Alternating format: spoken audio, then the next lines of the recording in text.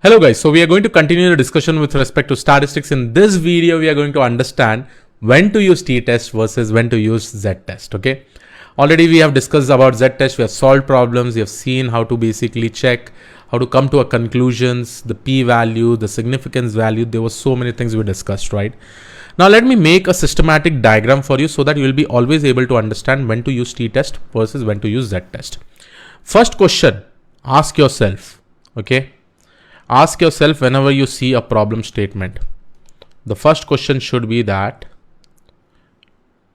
do you know, let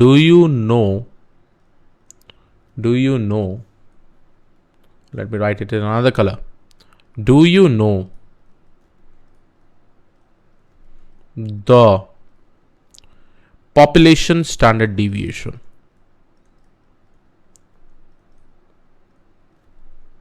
Do you know the population standard deviation?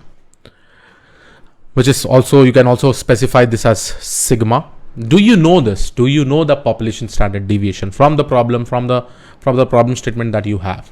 So from here, I'm just going to make two routes. Okay. One is yes and one is no. Right? If it is yes and if it is no. Okay. If it is no, definitely go ahead and use t-test, right? This is very much simple. So here I'm just going to specify use the t-test, right? If it is yes, if you know your population standard deviation, then ask the question,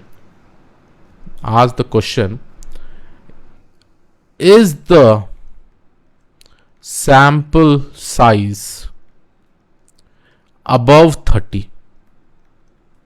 If it is, then again over here, two scenarios, one is no and one is yes. Okay. If it is yes, if it is no, definitely use the t-test. Again, use the t-test. Okay. And if it is yes, use the z-test. This is just what you really need to follow. Now over here, one new thing that you are seeing, even though you have a population standard deviation, then you probably go ahead and check the sample size. Over here, the sample size n, if it is greater than 30, then use the z-test, otherwise use the t-test. So this is how you will be able to understand when to use t-test versus when to use z-test. So I hope you are able to understand. With respect to any problem statement, first of all, check whether population standard deviation is given. If it is given, go ahead and check whether the sample size is above 30. So with respect to all the previous problem that we have done over there, you will be able to see if population standard deviation is not given, we have used t-test. Even though population standard deviation is given and your sample size is greater than 30, then you have to probably go ahead and use z-test, right?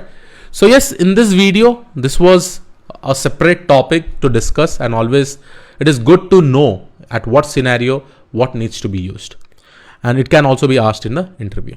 So I hope you like this particular video. I will see you all in the next video.